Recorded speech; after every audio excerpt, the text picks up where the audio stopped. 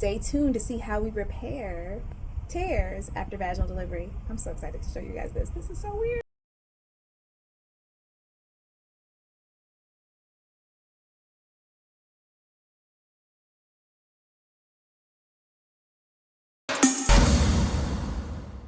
When's the last time I cut an episiotomy? I couldn't even tell you. It's been a very long time. Like an extreme, like years. Years. I've been doing this for almost 20 years.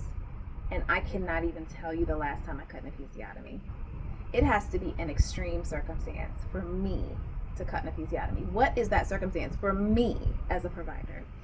The baby is like stuck and in distress. And I'm talking about like a shoulder dystocia where the head is out, but the rest of the body won't come out.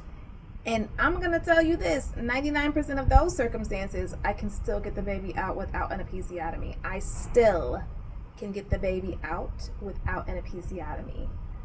Does that mean that most people don't tear? No, most people do tear. But the evidence shows that if I cut, a person is more likely to end up with an advanced tear, a 3rd or 4th degree tear, than if I don't cut. So I usually either let people tear, or some people don't tear. Some people don't tear, but most people do. But episiotomy, if you ask your provider, hey, how often you cut episiotomy? And they're like, oh, just, sometimes I cut them, or, I cut them for most deliveries because they do blah, blah, blah. If they're like, oh, not often, only in extreme circumstances or in rare needs, that's your provider. That's your provider. I'm just going to say it out loud. That's just my opinion. Fight me if you want to. So this video is all about how we repair vulvas after vaginal delivery. I'm going to use this handy dandy needle driver. And I'm going to use this handy dandy expired suture. I'm saying it's expired because I don't want y'all to think I'm out here wasting medical stuff. So I have a needle, okay? And now I'm going to repair this vulva. So this person had a vaginal delivery. And now I'm going to start off by just embedding the stitch at the top of the tear, okay? It's crazy to see me do this with my ring because usually I have on gloves. And I'm doing this over the phone. So it's also crazy that I'm kind of doing it as an aerial view. That's insane. Or knots on Vicryl. And then I will usually cut this little tail. Okay. This is Vicryl. This is real suture, braided suture. And so now I'm going to stitch here. You can lock this suture by pulling it through this, or you can just repair it straight. I usually repair it straight unless a person's bleeding a lot. And do it again.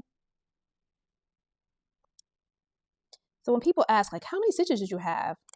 We run our stitches like a garment. I saw this other video where they did a whole bunch of interrupted stitches, which seems like a whole lot of knots and a whole lot of unnecessariness. I was not taught how to repair like that. And I would say 99% of providers that I've ever seen, single out providers, repair the way I'm doing it right now.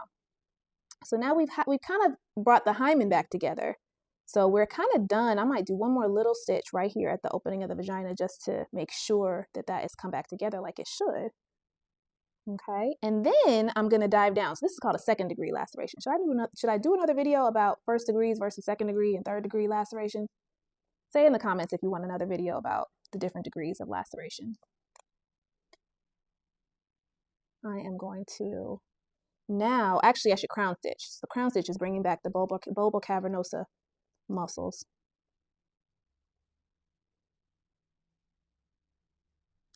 So it's kind of like a deep dive to just bring these muscles back together.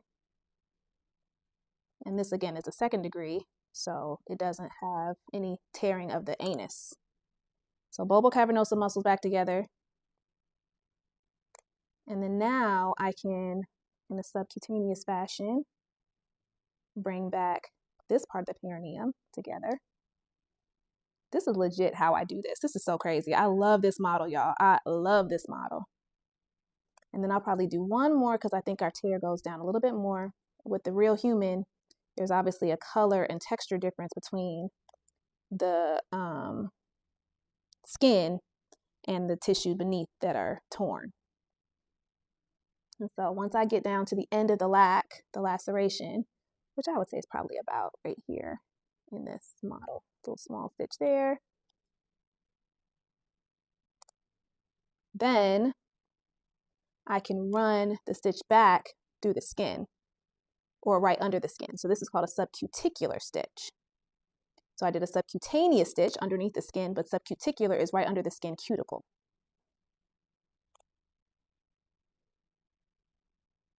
I feel bad. I feel like I should have more light here. You know what? I'm going to do this again with more light. The good thing is it's a model and I can do it as many times as I want. Ooh, look how good that's looking. And I got all the stitches. Ooh, we about to have a ball. About to have a blast. This is also the part that when people don't have like an epidural, then I inject this with lidocaine to numb it.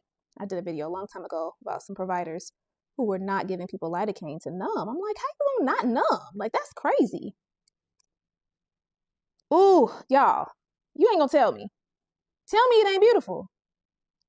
Tell me, say it. It's beautiful, that's what it is. Right under the skin. You can't even see the stitch. Look, you can't even see the stitch. I'm about to do it up close when I'm done. I want to do one more on this side. Yeah, one more little one on this side. Turn my needle around. So hard to do through the phone, but I got it. Oh my God, this is so great. I don't like that bite. Not enough purchase with the skin tissues. I'm in Chicago, so it's gonna be a siren. You know that. I feel like sirens in Chicago are like black folk in no, let me shut up. That's an inside joke. That's for my people.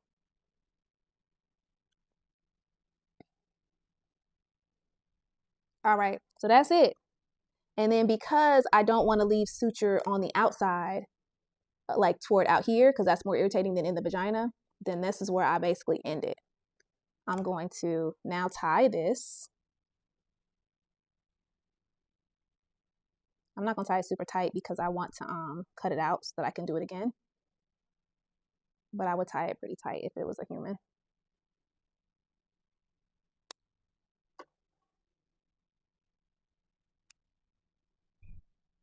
And there you have it.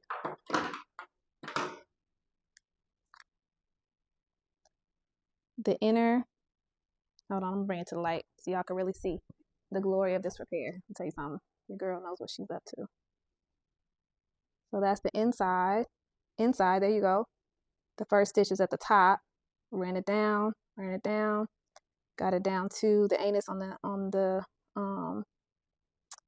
not to the anus, but to the lower extent of the laceration, and then ran it up subcuticularly, and then ended it right inside of the vagina. That is a beautiful repair. Oh! Anyway, hope y'all enjoyed this. Let me know in the comments. Bye!